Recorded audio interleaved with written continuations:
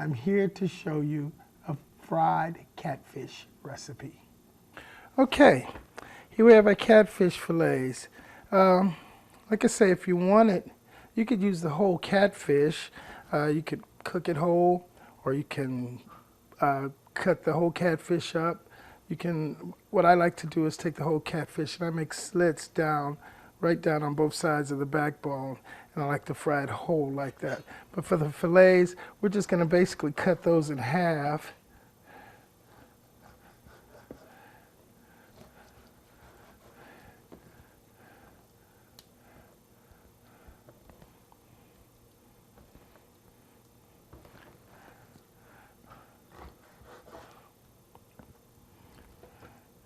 And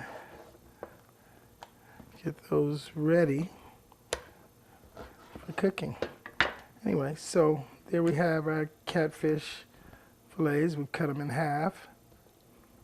No bones for those people that don't like bones or get very nervous when they come across a bone in a fish. So here we have our fillets cut in half, and let's move on with the rest of our recipe.